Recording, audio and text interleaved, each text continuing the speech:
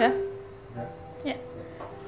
Halo teman-teman, berjumpa lagi di podcast Gadis Desa, obrolan manis penuh rasa bersama saya Isti Karimah dari komunitas Rawat Baca. Nah teman-teman, pada kesempatan kali ini kita lagi main nih, main ya Mbak ya? Ya main bener-bener. Teman-teman anak desa ini lagi main ke klinik kecantikan di Pemalang, ya, namanya Lameros. Nah kita bareng sama ownernya, kita akan ngobrol-ngobrol banyak terkait female trainer dan juga karena beliau merambah ke politik nih, saya jadi penasaran apa sih yang membuat beliau tertarik ke politik ya kan. Nah kita gali yuk lebih dalam. Selamat sore Mbak Weta. Selamat sore, jadinya kita sore ya, aslinya udah janjian siang, jadi karena banyak kegiatan kita ketemunya sore. Selamat sore Mbak Isti, kita sebenarnya udah tetanggaan ya. Tapi karena kesibukan kita sendiri-sendiri, jadi kita nggak saling kenal, aduh. Baru ketemunya di sini nih Mbak. Ternyata tetangga harus ngobrolnya lewat podcast. Betul sekali Mbak Isti. Nah Mbak Meta, boleh dong kenalan sedikit sama teman-teman anak desa Indonesia. Kan teman-teman banyak, mungkin ada yang belum kenal nih sama sosok Mbak Meta gitu kan. Boleh dikenalkan sedikit. Halo, ini baru spesial kita ada di podcastnya Anak Desa, karyanya anak Pemalang asli ya, Tulen, termasuk saya juga.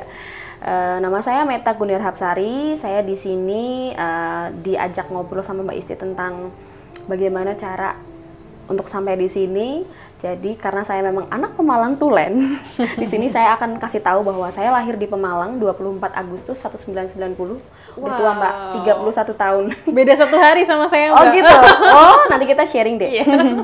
Jadi saya lahir di Pemalang, terus tinggal juga dari kecil sekolah semua di Pemalang Mbak, sampai saya memutuskan meneruskan sekolah kuliah di kebidanan di Bandung. Kebidanan di Bandung. Ya, medis di Bandung itu selama kurang lebih 3 tahun gitu.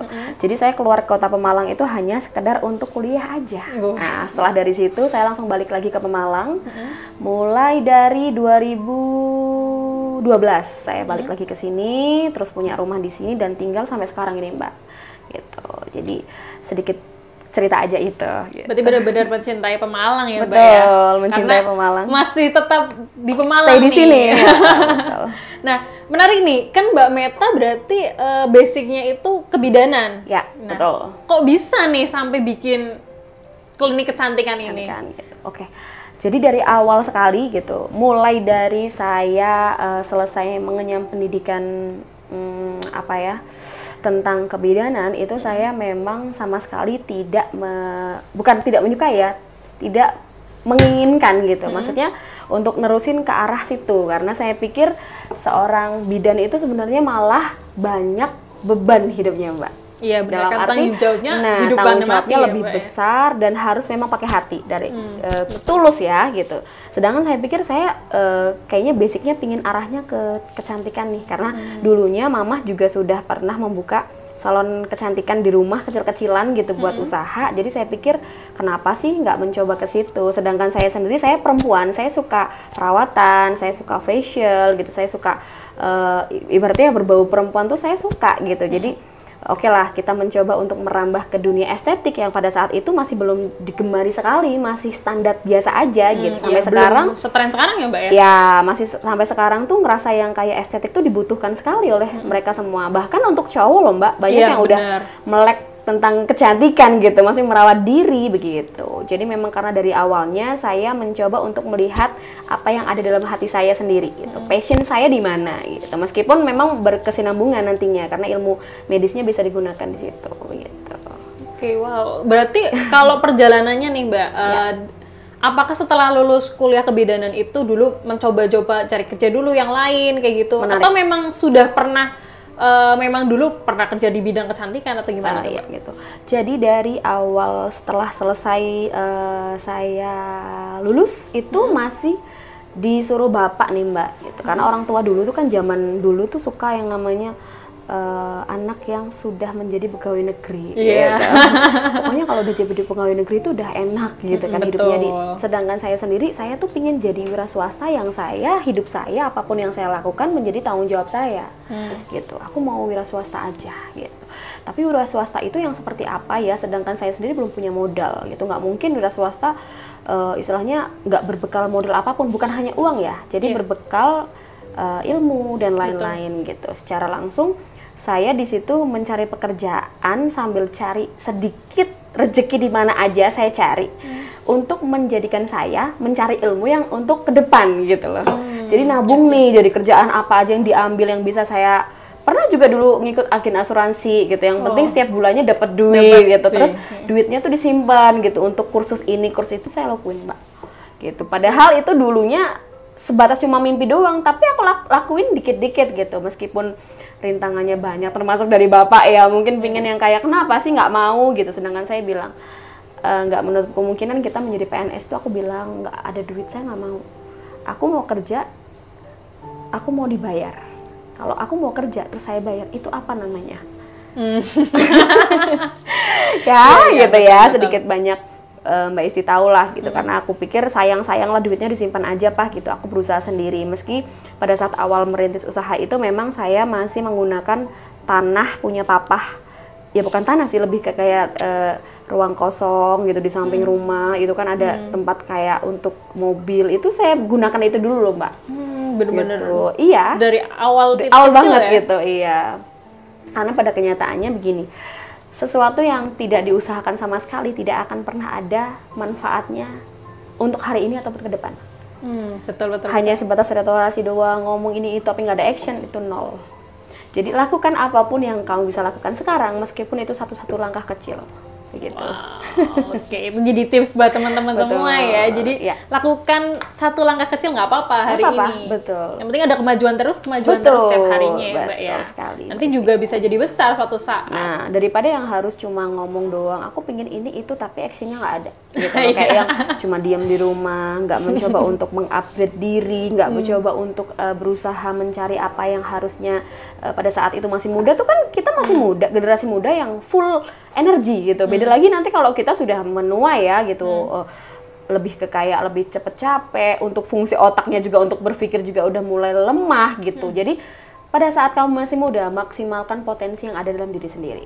Gitu. Menarik banget nih. Saya jadi tertarik untuk mengulik ke bisnisnya nih Mbak ya. Karena kan gini ya Mbak, saya melihat bahwa Mbak Meta melihat peluang nih, dalam artian melihat peluang bahwa kerja itu bukan hanya terus uangnya langsung dipakai buat hal-hal yang lain kayak gitu, tapi terus kemudian bisa ditabung dan paham untuk meningkatkan kualitas diri secara terus-menerus nih ya, upgrade diri terus ya. Termasuk Mbak Meta belajar kecantikan ini karena itu pelatihan terus gitu. Iya, jadi kalau untuk estetik ini memang spesial gitu. Estetik itu dia menyangkut tentang perempuan seutuhnya. Kalau menurut saya ya, karena di situ ada nilai normatif yang saya pikir berkembang Mbak setiap bulan, setiap hari, setiap tahun itu dia ada aja. Gitu yang dulunya nggak ada. Misalnya nih Mbak Esti dulu mungkin nggak tahu ya. Kalau misalnya kita mau pakai bulu mata, dulu mungkin istrinya pakainya bulu mata extension yang palsu yang dipakainya ketika pas lagi merem gitu suka nusuk-nusuk. Sekarang sudah ada eyelash. Gitu. Dengan mudahnya Mbak Esti bisa pakai dari pagi sampai malam nggak akan dilepas-lepas karena dia pemasangannya satu-satu di bulu mata kita. Itu kan berkembang gitu dari yang dulunya nggak pernah ada kepikiran ke situ, sekarang ada. Kan seperti itu. Betul. Contoh lain lagi, ketika Mbak Esti dulu nggak pernah ngerti, kayaknya dulu perawatan tuh gitu doang, sekarang ada laser dan lain-lain. Jadi semua yang berbau keperempuanan itu makin kesini makin berkembang terus gitu. Kalau kita nggak meningkatkan skill atau nggak mengikuti zaman itu bakal ketinggalan. Sedangkan yang namanya kompetitor itu akan selalu berusaha apapun itu menjatuhkan kita. Jadi kalaupun ada kompetitor, kita membuat stigma yang semacam ini. Sekalipun dia ke kita itu jahat gitu, melakukan hal yang tidak baik. Yang harus kita lakukan awal adalah terus mengupgrade diri supaya kita jauh lebih tinggi di atas dia. Betul. Secara ilmu ya, ilmu dan lain-lain. Gitu. Jadi nggak takut untuk ini ya Mbak ya, dengan komputer bersaing kayak gitu. Karena kita selalu punya ilmu yang lebih bagus lagi, lebih bagus lagi. Kita jangan pernah karena ilmu itu notabene gini Mbak. Mau sampai kapanpun dia akan terus bermanfaat. Sekalipun ilmu itu tidak berguna pada saat sekarang, suatu saat ilmu itu akan kamu bisa gunakan seumur hidup. Jadi jangan pernah takut untuk belajar. Gitu. Saya selalu membuat hati itu kayak orang lain mungkin nggak pingin ya gitu. Kalau aku tuh kayak penasaran gitu orangnya. itu tuh apa sih gitu, aku pengen belajar gitu, selalu seperti itu. Meskipun pada saat itu untuk mencari hal yang semacam itu butuh duit, Mbak. Iya, betul. Jadi pelatihan terus kursus itu duitnya banyak zaman dulu gitu. Jadi saya sempat yang kayak hitung-hitung, ini cukup nggak ya buat nanti pulang ke sini gitu kan zaman dulu. Aduh, duitnya cukup, tapi yang penting aku dapat ilmunya nih gitu. Pokoknya kesulitan itu udah aku rasain dari dulu gitu. Tapi saya nggak pernah ngerasa yang kayak aduh aku capek nih, gimana ya caranya supaya dapat duit banyak atau gitu ya gitu. Tapi kayak yang dinikmatin gitu. Karena aku yakin suatu saat sesuatu yang diusahakan saya pada saat hari ini itu bakal bisa ada hasilnya, karena Tuhan tuh tidak akan pernah tidur, Mbak. Iya, betul sekali. Betul. Nah, menarik nih, Mbak, karena kan sekarang ini trennya juga anak-anak muda sedang semangat-semangatnya nih, Mbak, untuk bikin usaha, wirausaha kayak gitu kan. Betul. Nah, mungkin Mbak Meta juga bisa kasih tips nih buat teman-teman, karena teman-teman yang anak-anak muda pengen memulai usaha itu gimana sih tips dari Mbak Meta terkait dengan berbisnis atau berwirausaha nih? Betul. Jadi wirausaha itu nggak harus berbentuk dalam sesuatu yang besar ya, Mbak, kalau menurut saya ya. Jadi wirausaha kita berusaha untuk kayak mandiri, nggak bergantung dengan siapapun, tidak pernah merasa bahwa usaha saya harus ditentukan sama orang lain, itu tidak.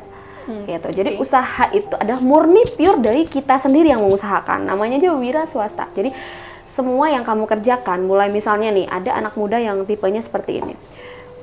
Dia punya nih keahlian, dia punya skill gitu, dia mau. Tapi ketika berproses, kadangkala ketika dia menghadapi sebuah kesulitan, dia mundur.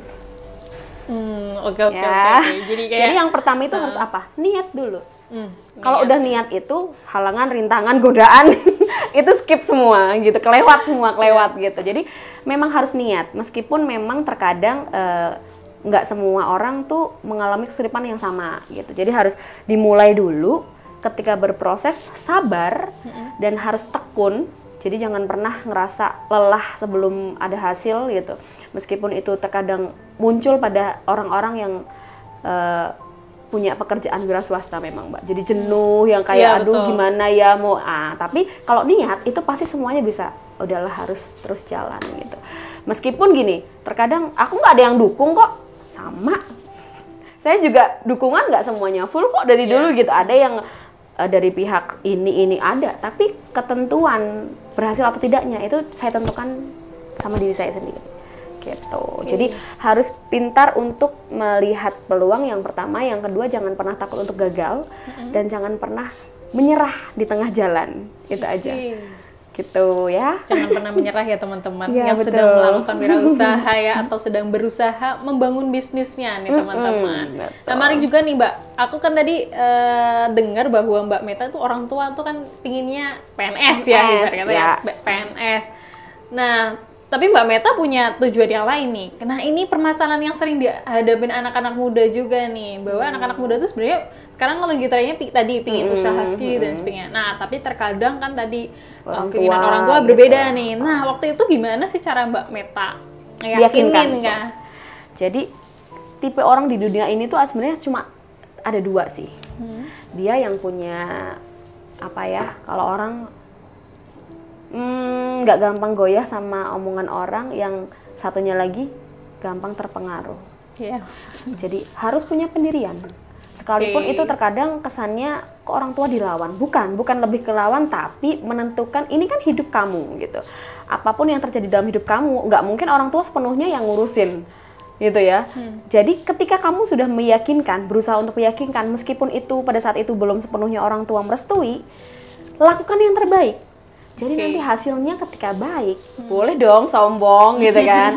Nggak lucu ketika kita sudah menentukan pilihan sendiri, udah nggak ngurus. Ya, udahlah urus-urus nanti, gampang, meremehkan, hasilnya apa, jadi nggak jelas. Orang tua pasti ngomong, ya kan, bener, udah kasih tahu. Tapi kalau ketika kita sudah memilih satu tujuan hidup, satu plan, itu ketika, oh harus ini dong, aku harus berusaha, konsisten, aku harus mempertanggungjawabkan nih. Gitu. Jangan sampai nanti aku dicap, wah ini nggak nurut orang tua jadinya begini. Gitu. Harus diusahakan gitu. Meskipun itu sulitnya memang luar biasa, Pak. Gitu ya. Jadi kayak berani ngambil spekulasi lah. Oke, gitu, ditantang nih. Ya, oke, siap gitu. Tapi harus bisa membuktikan suatu saat aku bisa gitu, Pak. Lihat nih, Pak, Bu, gitu. Ini hasilnya loh seperti itu. Nggak kayak pemikiran zaman dulu kan memang beda ya Mbak sama sekarang gitu. Kalau sekarang itu orang-orang anak-anak muda tuh dituntut untuk lebih kreatif, untuk lebih bisa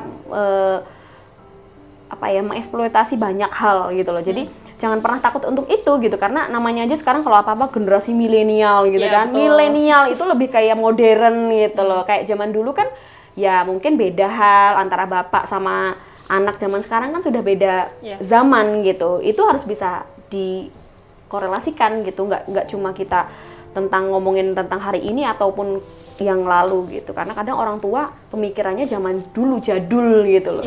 Gitu. Dan wira swasta juga bukan sesuatu yang menyedihkan kok gitu. Wira swasta itu malah justru keren loh gitu, berani untuk bisa melawan hidup sendirian tanpa menggantungkan siapapun gitu, nggak harus yang gini-gini. Nah itu PR-nya ke anak-anak zaman sekarang, harus bisa banyak belajar, belajar hal, banyak yang kamu tidak tahu, kamu harus mencari tahu gitu. Meskipun terkadang memang terbatas sama aksen lah, Pemalang adanya apa gitu kan, Pemalang adanya apa. Saya dulu kursus atau segala macamnya nggak ada yang di Pemalang karena memang Betawi ini benar-benar nggak ada gitu kursus. Betul. Jadi saya ke luar kota, ke Semarang, ke Surabaya, ke Jakarta gitu. Saya nggak apa-apa gitu, karena memang kita benar-benar nggak tahu gitu, kita harus belajar gitu. Jangan sampai kita sok tahu, tahu lah googling apa tuh namanya YouTube begitu ya.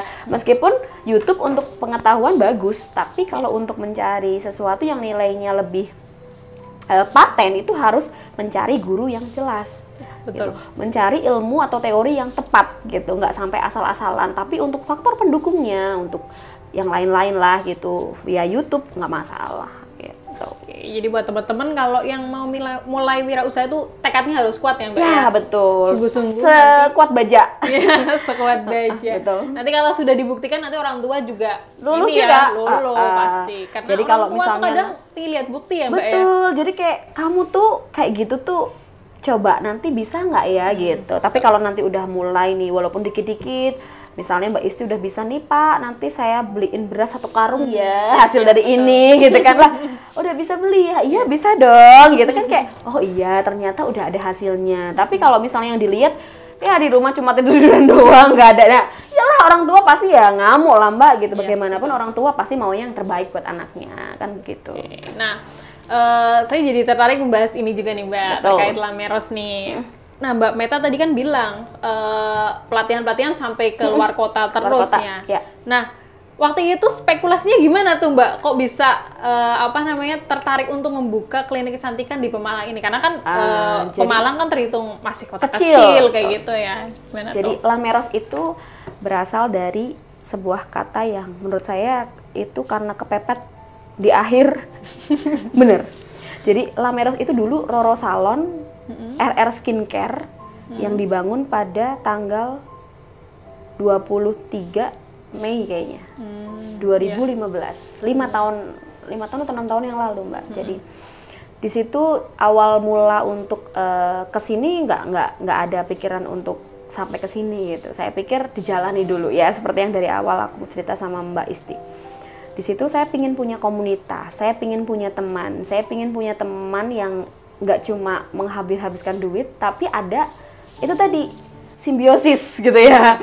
Dia datang ke sini butuh perawatan, saya yang terima duitnya. Tapi di situ komunitas ada gitu loh. Kita ada pertemuan, kita ketemu, kita sharing, kita cerita gitu, yang awalnya cuma memang orang-orang dekat, karena kan itu di satu titik di dalam ya, maksudnya di dalam gang gitu, tahu sendiri lah ya. Bukan di pinggir jalan yang orang nggak akan ngerti gitu loh. Tapi seiring berkembangnya jalan, aku ngerasain kok feedback dari mereka tuh oke ya gitu. Mereka yang kayak oh terima kasih, suka apa segala macamnya, itu yang membuat saya awalnya lebih ke semangat nih, kayaknya bagus nih gitu. Meski yang pada saat itu masih keterbatasan yang lain banyak, tapi saya yakin muncul satu keyakinan besar bahwa Roro Salon atau RR Skincare bakal besar. Gitu. Dari 2015 saya berusaha untuk terus upgrade ilmu apa segala macam yang saya lakukan di situ, meskipun jatuh bangunnya saya rasakan, saya nggak menyerah Mbak.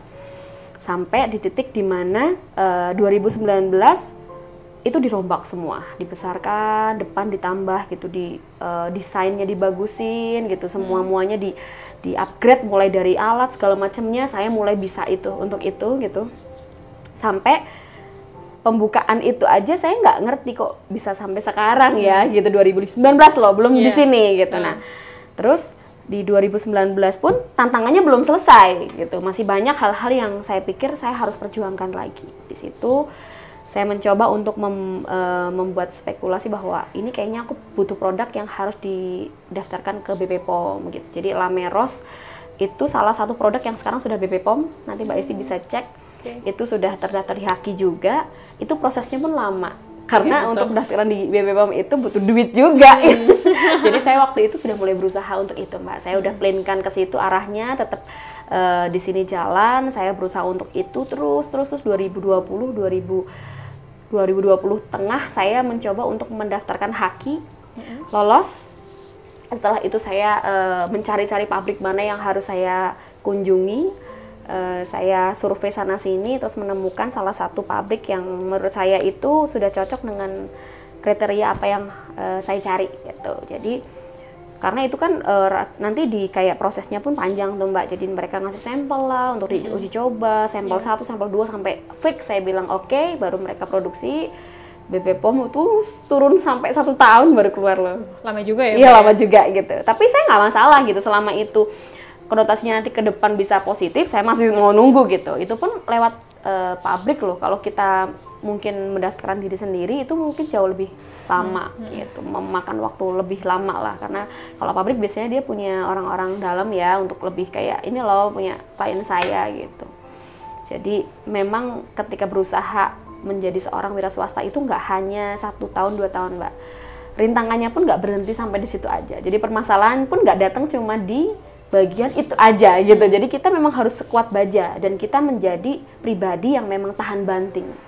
Itu nggak boleh sedikit lemah udahlah gitu ya, apa segala macamnya nggak boleh gitu. Kalau karena menuju ke Lameros yang sekarang pun memang saya berjuang mati-matian di situ gitu. Kayak yang mulai dari modal kecil ya, yang sepenuhnya menjadikan orang mungkin berpikir harus gimana ya kalau misalnya kita punya modal yang kecil gitu.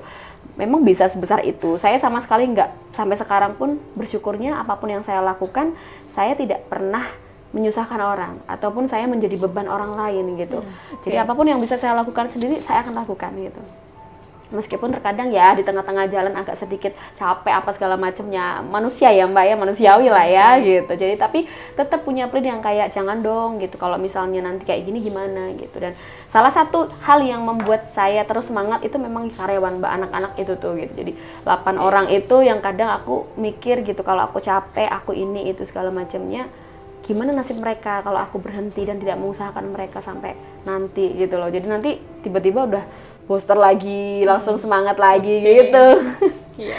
Gitu. Apalagi ini ya Mbak, perempuan yang berwirausaha. Nah itu kan jadi sama satu-satu ya kan, kita sama-sama cewek gitu. Betul. Apalagi tantangannya kan lebih besar ya Mbak betul, untuk perempuan ya kan. Apalagi sekarang nih musimnya emansipasi perempuan. Jadi perempuan sekarang tuh dituntut jauh lebih kuat, jauh lebih mandiri. Karena pada kenyataannya seperti itu. Banyak teman-teman yang single parent tapi suaminya atau bapaknya ya maaf ya nggak ngasih jatah apapun setelah mereka bercerai gitu kan. Banyak sekali kasus seperti itu. Jadi anak-anak ku ajarin gitu, meskipun suamimu bekerja atau tidak bekerja, kamu harus wajib berpenghasilan sekecil apapun itu. Karena ketika apapun yang terjadi nanti di luar kendali kamu nggak akan pernah pincang. Ya, kamu masih tetap bisa berjalan tegap meskipun itu langkahmu kecil gitu, tapi tetap bisa bertahan gitu, karena ada anak yang harus diperjuangkan. Anak loh Mbak nomor pertama, ya kan. Kalau dia sendiri masih bisa gitu, tapi kalau ada anak di situ kamu harus memperjuangkan itu gitu. Jadi mereka terkadang juga sedikit banyak bisa menyerap apapun yang terkadang saya kasih ke mereka gitu. Jadi emansipasi perempuan itu memang, emansipasi perempuan memang benar-benar harus ada sekarang ya Mbak ya, karena nggak cuma laki-laki yang bisa, sekarang pun perempuan yang multi talenta sudah banyak gitu loh. Mungkin kalau laki-laki bekerja bisa, tapi untuk ngurus anak apa segala macam dia udah angkat tangan. Tapi kalau kita kerja bisa, ngurus anak bisa, ngurus suami bisa. ya, harus multi talent. Multitasking Nah, juga dan itu. itu tingkat stresnya tinggi. Gimana caranya supaya kita tetap menjaga waras? Salah satunya adalah dengan mencintai diri sendiri, lebih approve ke diri sendiri. Iya. Apa sih yang mencoba untuk itu? Me time. Nggak bisa kita me time, Mbak. Ngurus anak nangis Ngurus aja. anak Nah, nangis. makanya gimana sih caranya? Tetap itu tadi, menjaga diri sebagai marwahnya seorang perempuan. Tetap cantik, kenapa sih? Emang kalau cantik nggak boleh? Kan gitu. Harus tetap menjaga. Istilahnya kita dandan-dandan tipis nggak apa-apa lah, tapi ngeliat kaca, oh aku tuh cantik. Maksudnya tetap bisa kayak dulu waktu masih perawan nih gitu kan. Jangan sampai nanti nyesel, tahu gitu gue tadi dulu nggak nikah ya gitu kan. Tahu gitu gue dulu nggak punya anak gitu. Tapi kalau ketika kita sudah mengetahui itu gitu, kita akan lebih bisa menikmati prosesnya gitu loh. Kalau orang ngomong tuh apa ya, menikmati self healing yang tidak sesuai sih sebenarnya. Kalau self healing itu kan sendiri makan segala macam digangguin, jangankan gitu kan. Kita lagi duduk sebentar aja mak gitu. Karena semuanya memang tidak pernah bisa digantikan perannya oleh seorang perempuan sih menurut aku. Iya.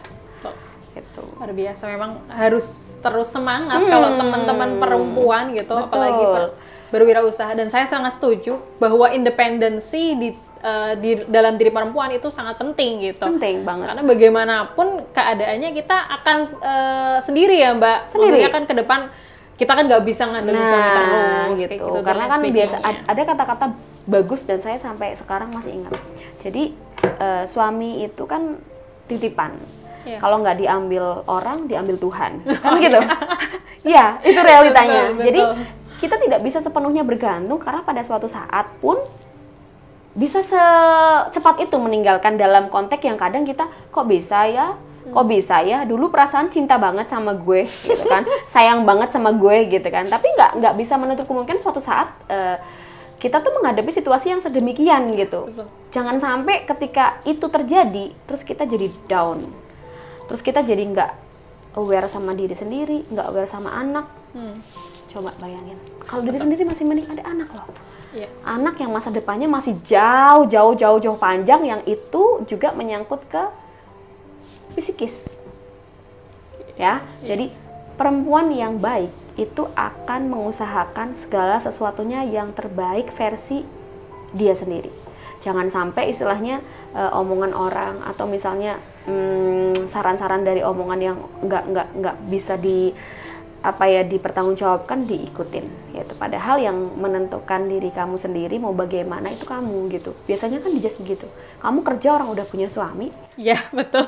Gimana sih? Nggak banget Dia ya Mbak nggak gitu. tahu gitu kalau skincare gue gitu kan. Siapa yang nanggung? Nggak tahu ketika pas lagi gitu suaminya, mah aku lagi nggak punya duit. Iya, betul. Ini gimana dong, aku bantuin.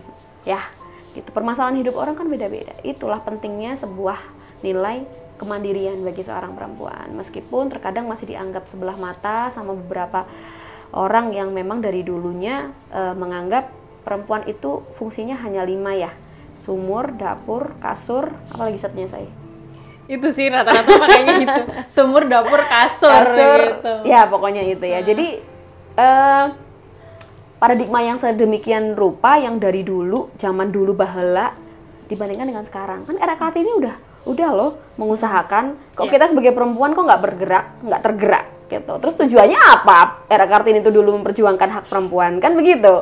Jadi perempuan dan laki-laki bukan berarti perempuan lebih tinggi terus laki-laki merasa tidak dihargai, itu bukan gitu. Karena pada kenyataannya sekarang gitu, yang kita lihat di realitanya aja lah, samping-samping kanan kiri kita gitu, banyak juga yang suami istri yang kerja perempuan nyatanya. Karena apa? Istrinya nggak punya duit lagi untuk makan, suaminya nggak mencari pekerjaan lagi karena mungkin alasan yang lain kita nggak tahu. Saya harus bekerja Bu, tapi suami saya di rumah. Ya, gitu. Itu kalau yang perempuannya nggak kerja, kita mau makan apa sayang? Anak kita mau dikasih makan apa? Kan begitu. Jadi perlu banget gitu kita mandiri secara finansial, kita mandiri secara pekerjaan, karena bagaimanapun juga seorang perempuan dituntut untuk itu kalau nanti kita sudah punya keluarga dan anak. Tahu sekali. Gitu ya sayang. Dan Mbak Meta ini menunjukkan bahwa sikap perempuan yang berani speak up ya Mbak ya. Betul. Apakah ini yang juga melatar belakangi Mbak Meta ikut ke politik? Karena kan saya lihat Mbak Meta ini sudah cukup secara keuangan sudah sudah mapan lah ya gitu kan. Ya, Terus ya, kenapa ya. sih bisa tertarik ke politik gitu kan? Yang notabene mungkin ya bagi perempuan itu masih tabu lah gitu bagi sebagian orang berpikir seperti itu. Iya, ini udah kerana yang agak panas ini ya, Pak, ya.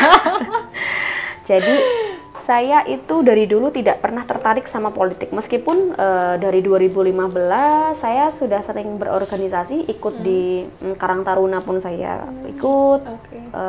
Pokoknya banyak kegiatan yang di Pemda saya terkadang ikut, Mbak, gitu. Jadi tapi untuk ke politik saya waktu itu belum sama sekali merasa terpanggil, karena pada saat itu saya pun nggak punya power gitu, belum punya power untuk bisa merasa bahwa saya patut nih menjadi seorang perempuan yang melek sama politik gitu loh. Jadi di awal memutuskan untuk ikut itu tuh masih yang kayak mau nggak ya gitu, ikut nggak ya. Tapi saya lihat gitu, ini nggak bisa didiemin karena saya pikir saya butuh sesuatu yang kesannya apa sih yang bisa merubah Pemalang.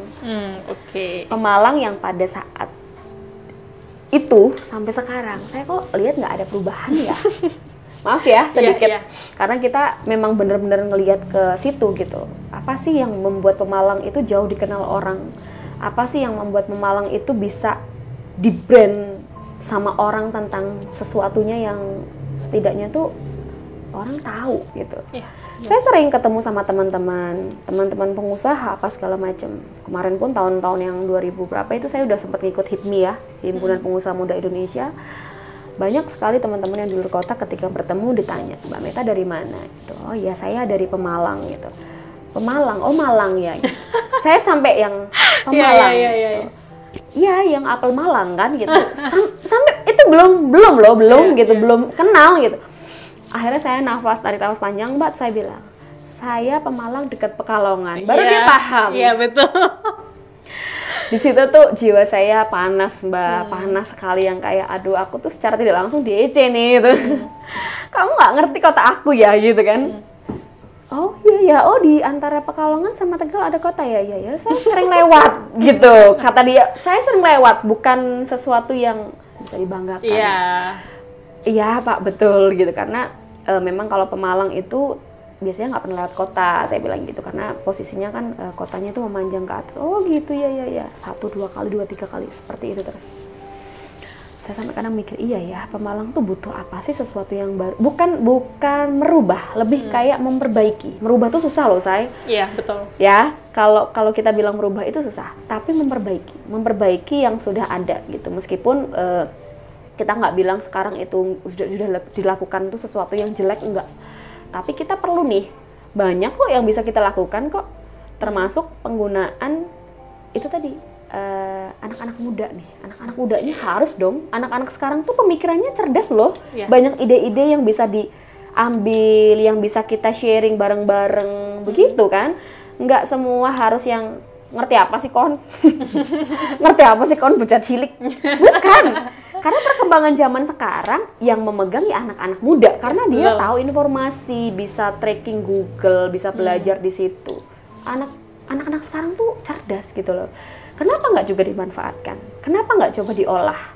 Supaya bikin Pemalang punya sesuatu yang bisa dikenal sama masyarakat. Nggak usah lah jauh-jauh ke luar negeri atau apalah gitu kan. Jawa Tengah aja biar mereka pada ngerti. Itu brandnya kita tuh sesuatu yang seharusnya bisa dilakukan nggak cuma di titik-titik yang besar tapi kecil loh saya. Gitu loh. Contoh yang paling gampang lah. Kita itu juga punya loh yang namanya batik. Iya, betul. Batik itu kita punya, dan batik kita itu bagus. Karena apa? Batik tulis. Di sini nggak pernah ada yang namanya batik-batik cap, jarang. Gitu kan? Nggak ada. Kenapa sih itu sampai sekarang tuh down? Emang orang tahu punya batik? Nggak ada. Selama ini semuanya memakai batik khas Pekalongan. Pekalongan pasti taunya. Beli batik khas Pekalongan. Ya kan? Betul. Itu kalau misalnya mau sedikit banyak diperhatikan, itu juga bisa kok jadi nilai plus buat kita. Betul. Zaman sekarang tuh pakai apa ya tuh namanya tuh? Apa sih Mbak yang buat pakai baju tuh gitu, Mbak ini outer apa segala macamnya. Ini lah contohnya kayak gitu-gitu. Itu kan juga bisa. Itu kan kita apa ya, nggak usah nyari-nyari yang nggak ada gitu, yang sudah ada dioptimalkan dengan baik. Kalau dengan cara tidak masuk partai politik, kita tuh dibilang kayak siapa sih loh, sok-sok banget sih ngurusin kita gitu. Jadi saya memutuskan untuk kayak ya udah deh, Bismillah gitu, meskipun nggak punya bayangan apapun tentang ke depan. Intinya ketika punya wadah di sini diikut di partai politik, saya sedikit banyak belajar tentang politik itu seperti apa, di dalamnya ada apa aja dan apa aja yang harus kita lakukan gitu. Jadi di situ ajang saya belajar juga Mbak gitu, pengen tahu dong gitu kan, tuh ada tuh anggota DPR yang di sana gedungnya gede tinggi gitu kan, kayak apa fungsi mereka gitu. Di sini saya belajar untuk mengerti apa tugas mereka gitu. Jadi nanti suatu saat sama Tuhan dikasih jalan gitu, saya tahu saya bisa melakukan apa yang seharusnya saya lakukan, nggak menyimpang ya Mbak ya, karena di sini pun saya sudah punya usaha sendiri, saya nggak mau lah gitu makan duit-duit hal yang sifatnya punya orang gitu. Jangankan jatahnya orang saya sendiri jadi jatah saya sendiri, saya kasih orang aja saya mau gitu, apalagi saya harus ngambil jatah orang, apalagi itu sifatnya lebih ke masyarakat yang membutuhkan gitu. Janganlah. Makanya di partai politik ini lebih nggak kayak saya untuk tujuan apa segala macam yang udah di plan, tapi lebih ke kayak natural aja, ngikut dong gitu, pingin ikut dong gitu, secara natural tuh belajar gitu ya. Tapi mungkin orang taunya wah ini ikut politik mau apa nih, udah kayaknya udah macam-macam gitu. Ada saya nggak punya duit loh. Zaman sekarang kan kalau mau maju begitu harus ada duitnya kan gitu. Tapi lebih ke memperbaiki itu aja sih. Banyak hal yang harus saya butuhkan. Kalau misalnya ada teman-teman di partai, kita bisa sharing untuk ngasih bantuan ke orang lain tanpa aku harus pusing nih nanti siapa yang mendistribusikan gitu. Ini nanti aku ada mau bagi-bagi ini dong. Kalau ada teman-teman kan bisa kita bareng-bareng ngasihnya atau apa segala macamnya gitu.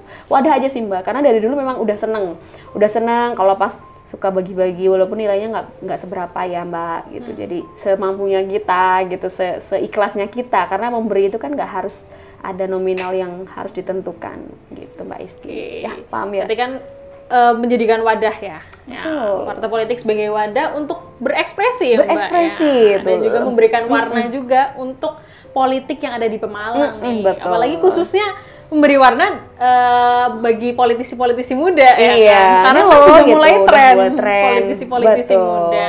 Nah, semoga nanti semakin banyak sih ya Mbak ya.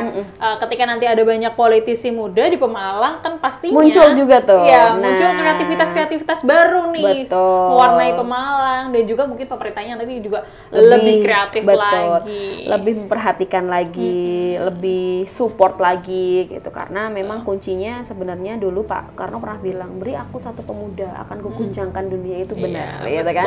Karena kalau masih muda itu tenaganya masih banyak, masih banyak hal yang bisa dilakukan kan seperti itu. Betul. Tapi kalau coba dikasih orang tua yang satu yang udah tua renta gitu kan, biasanya dia udah aja mikir yang capek-capek gitu ya Mbak, untuk udah makan mikir aja kebutuhan kadang, juga. udah mikir begitu, orang makan aja kadang harus disuapin kan gitu. Jadi memang sebagai generasi muda kita jangan pernah takut untuk melakukan sesuatu yang sifatnya masih masih awam buat kita gitu loh. Politik apa sih, aku nggak ngerti, nggak berani gitu. Jangan, karena politik itu sebenarnya asik loh. Kalau misalnya kita mau ngerti ya di dalamnya gitu, asik banget ternyata politik sekarang gitu. Nggak kayak yang zaman dulu mungkin yang lebih ke kayak kaku ya gitu. Kalau kita tuh sharing di kalau misalnya kita ada apa, sharingnya juga sharing yang enak gitu loh. Kita santai ya Mbak. Santai. Yang kayak politik ketawa ya dulu kan kayak gitu, yang harus gitu kan. Terus TikTok gitu, berasa kayak mau ngomong apa, kita sharingnya lebih sih yang gimana ya apa segala. Itu yang membuat saya ini sih berusaha untuk bisa oke lah kita masuk yuk gitu. Nah, berarti kan politik sebenarnya bisa dilihat dengan cara pandang yang berbeda asik juga, berbeda gitu kan. Nah, tergantung kita lah ya gimana memandangnya. Betul. Nggak harus politik itu tujuannya politik uang, karena nggak semuanya lah gitu, nggak semuanya semacam itu, karena tipe orang dari cara memandang mereka pun paradigmanya harus dirubah ya. Mindsetnya juga harus dirubah gitu, bahwa nggak semua orang kok melek politik tuh cuma tujuannya duit gitu. Banyak juga yang memang dia memang benar-benar pingin memperbaiki hal yang harusnya diperbaiki gitu. Betul. Karena memang anak muda sekarang itu harusnya bisa melek politik ya, karena gimana kita tidak hanya berkomentar gitu kan Mbak, hanya berkomentar ini itu dan lain sebagainya, tapi kalau kita melek politik kita jadi lebih tahu. Oh, ketika ada permasalahan ini kita harus bertindaknya seperti apa, kemudian solusinya harus seperti apa. Ketika kita melek politik, kita lebih tahu harus bagaimana ya. Jadi tidak asal komentar ngomong gitu. aja gitu kan, jadi kena apa ya, hoax gitu kan, di ini itu segala macam. Biar nggak teoritis ya Mbak ya. Tapi lebih ke praktik walaupun anak kecil. Nah, karena memang kenyataannya daripada ngomong banyak, skip, diem, lakukan. Ya, betul. Gitu. Itu akan jauh lebih ada manfaatnya tinimbang kita banyak argumentasi ini itu, tapi realnya mana kamu, begitu. Betul. Jadi kalau untuk hal-hal yang sedemikian, saya pikir itu harus ada memang di partai politik gitu. Kita salah satu langkah dasar untuk bisa masuk ke situ gitu. Jangan di-just ini itu nggak saya nggak akan kok, tenang aja Mbak. Nah, pertanyaan menarik nih Mbak. Mbak Meta kan berarti sekarang sebagai bendahara di Partai Gelora ya, di Kabupaten Pemalang. Pada saat ini masih jadi bendahara Partai Gelora Pemalang, betul. Oke.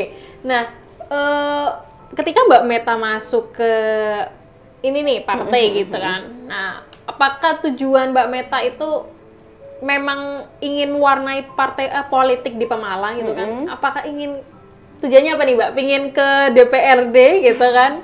Dari daerah Pemalang atau ke provinsi atau mau ke RI Mbak? Boleh sharing dikit dong Mbak? Nah, jadi begitu. Dari awal kan saya sudah bilang bahwa pada kenyataannya memang masuk politik awal itu hanya sebagai naluri aja gitu. Naluri yang dimana ada nih satu tujuan yang aku pikir kayaknya bisa dilakukan di partai ini, karena tendensinya ini partai baru dengan warna baru, tidak ada sama sekali harus nurut ke ini, nurut ke itu apa segala macamnya. Pada konteksnya yang seperti itu, kita bebas menentukan apa yang langkah yang seharusnya kita lakukan.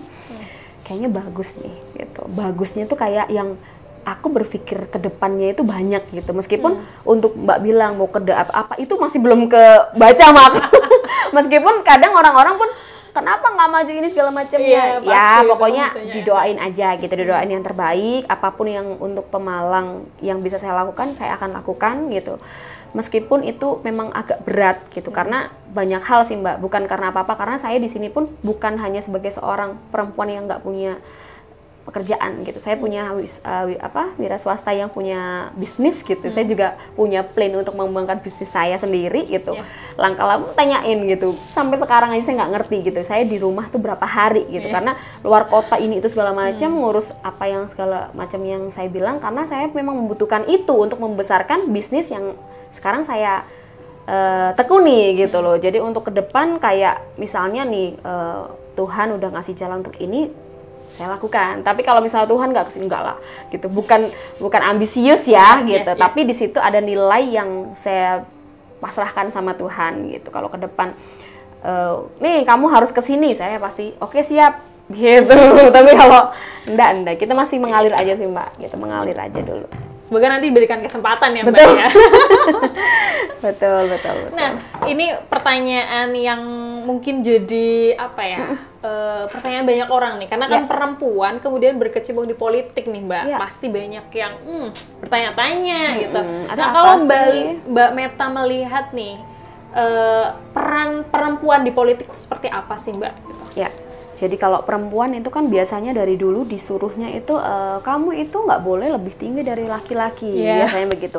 Kalau perempuan yang ngatur tuh kayaknya nggak pas gitu kan. Padahal gitu secara normatifnya kita bilang gitu, RA Kartini sudah mengusahakan gitu kan banyak hal yang dia bilang emansipasi perempuan. Jadi perempuan di sini juga dituntut untuk tidak minder atau misalnya kayak merasa aku perempuan, kayaknya aku kalau dipimpin laki-laki kayaknya nggak pas, itu jangan. Karena menurut aku sendiri memimpin suatu beda ya, kalau di ajaran agama kan kalau laki-laki memimpin beda ya, karena ini kita membawahi banyak hal yang beraneka ragam tuh Mbak, dari ras apa segala macem ya kan. Itu menentukan sesuatunya dilihat dari situ gitu. Kita bukan untuk memimpin satu orang. Banyak betul. Gitu loh, perempuan juga punya hak yang sama gitu, nggak menutup kemungkinan kalau perempuan kayaknya enggak deh gitu kan, enggak, karena kalau menurut aku sendiri, perempuan malah jauh lebih bisa diaplikasikan ke sini. Karena perempuan itu jauh lebih punya perasaan. Nah, kalau laki-laki kadang lebih logika. Padahal politik perlu juga pakai perasaan. Ya, betul. Nah, ada intuisi khusus. Intuisi. Ya, jadi bagaimana cara kita melihat orang, bagaimana cara kita iba terhadap orang lain. Itu jauh lebih masuk perempuan loh, Mbak. Ya, kalau kita lihat banyak perempuan yang dikit-dikit nonton drama nangis. Ya kan? Itu bukan karena memang kita lemah, tapi karena kita punya intuisi yang lain daripada laki-laki. Gitu. Jadi udah dari sananya tuh, sudah dari Tuhan tuh udah dibedakan gitu. Jadi kalau menurut aku malah politik juga butuh nih sosok-sosok yang perempuan bisa ngurus tentang sesuatu yang nilainya tegas atau lebih ke baku, tapi bisa juga nih dengan cara-cara yang pakai hati kan gitu. Betul, jadi lebih masuk ke apa yang harusnya ada gitu kan. Kadang ada yang sesuatu yang kelewat karena apa, nggak lihat. Ya. Dan perempuan kan cenderung detail ya, Mbak. Detail, dan yang kedua pasti disiplin ya kalau menurut aku. Jadi lebih ke kayak apapun yang dilakukan tuh lebih ke kedisiplinnya tuh ada. Jadi kayak kita nih kebiasaan misalnya handuk habis mandi gitu kan. Kalau yang lain ber. Kalau cewek habis handukan pasti dalam 4 lama. Itu udah jadi sehari-hari ya. Beda, itu sama. Itu kalau diterapkan di praktik politik keren banget. Keren banget. Gitu kalau menurut aku ya, karena kita tuh harus bebas lah. Demokrasi kan bisa menentukan apapun yang mereka ucapkan, tapi kita nggak usah ngurusin banyak hal yang menurut kita tuh nggak penting gitu. Jadi kita harus menunjukkan aja nih, aku perempuan loh. Iya perempuan, tapi perempuannya lain gitu. Perempuan kita di sini karena kita politik gitu. Kita harus juga punya sifat-sifat yang harusnya perempuan tuh nggak punya gitu. Jadi aku tetap bisa nih, tapi kan aku sebagai perempuan aku bisa juga nih gitu kan. Aku bisa ngelihat air matanya orang-orang, rakyatnya kita gitu ya. Betul. Aku bisa lihat nih bagaimana rasanya menjadi mereka. Jadi lebih masuk gitu kalau menurut aku. Betul. Karena berpolitik itu pentingnya salah satunya itu kan memberi kita bisa bersimpati kepada masyarakat. Betul, ya kan? Gitu. Menunjukkan empati kita. Nah, tanpa gitu. Tanpa dibuat-buat. Jadi naluri. Kalau perempuan kan begitu gitu. Sama. Kenapa sih Tuhan menitipkan anak itu sama perempuan gitu? Kalau sama laki-laki hancur say. Serius? Gitu. Kalau kayak kita kan ya anak sakit gitu. Maksudnya nggak mungkin kita bisa tidur nyenyak karena pasti kepikiran gimana caranya anak ini tuh nanti sembuh, gimana caranya anak ini nanti kalau tengah malam bangun. Itu karena empatinya, lebih ke kayak perasaannya jauh lebih peka gitu. Kalau perempuan ya, tapi kalau laki-laki dia hanya mengesampingkan lebih ke apa ya, mikirnya tuh logikanya doang lah gitu. Ya udah itu kan udah ya, tapi nggak ngeliat-ngeliatnya ke bawah-bawah. Coba dong turun lagi 1 langkah gitu. Gitu ya Mbak. Jadi memang berpolitik itu sangat penting juga memakai hati ya Mbak ya. Kita kan pakai perasaan, pakai hati. Karena kita perlu memperdulikan masyarakat yang ada di bawah juga gitu kan. Kita tanpa bisa ini loh, gitu. tanpa dibeda-bedakan ya gitu. Antara agama, ras biasanya kan begitu kan. Itu jauh lebih bagus sih gitu. Jadi untuk perempuan-perempuan di sana jangan pernah takut untuk berpolitik. Betul sekali. Jadi untuk perempuan jangan takut untuk berpolitik karena kita perlu sekali menunjukkan keterwakilan dari perempuan nih. Suara-suara perempuan kalau nggak perempuan sendiri yang menyampaikan, siapa lagi ya kan Mbak? Karena kan biasanya tuh kalau perempuan punya sudut pandang sendiri ya Mbak, gitu. Sudut pandang yang biasanya laki-laki nggak kepikiran sampai ke situ. Betul. Jadi kita bisa sharing yang sudut pandang lo sebagai laki-laki nih begitu, sebagai gue cewek begini gitu kan. Itu juga perlu. Jadi nggak sepihak gitu, nggak sebagai kayak aku lihat. Jadi akhirnya nanti kalau nggak ada perempuan-perempuan yang peduli akan itu bakal nggak maksimal hasilnya gitu. Menarik sekali ini teman-teman ya. Jadi untuk teman-teman tadi kita sudah ngupas terkait bagaimana Mbak Meta dari berbisnis ya kan, nol bisnis terus kemudian sampai tertarik ke politik untuk memberikan warna ya Mbak ya, benar-benar untuk memberikan warna dan kemudian juga menjadi politisi muda yang kemudian bisa menginspirasi teman-teman ya. Secara khusus mungkin Pemalang, tapi semoga nanti bisa memberikan inspirasi bagi teman-teman yang lain, khusus apalagi seluruh Indonesia. Amin. Terima kasih. Terima kasih banyak Mbak Meta Mbak Isi sudah main ke sini. Nanti kita next sharing lagi masalah banyak yang tentang Pemalang yang harus kita bahas. Meskipun itu nantinya bakalan harus ada gitu. Jadi kita punya banyak hal yang ada di Pemalang yang itu nanti aku yakin banget bisa dikenal ke semua orang gitu, karena itu cuma butuh itu doang kok. Ya, betul. Kepedulian, action. Betul. Nggak cuma mau kosong, nanti kita buktikan. Oke, ya? siap Mbak Meta. Oke. Terima kasih atas Terima waktunya kasih ya, Mbak, banyak. Ya. Oke, sampai jumpa di podcast Gadis Desa selanjutnya. Dadah. Dah.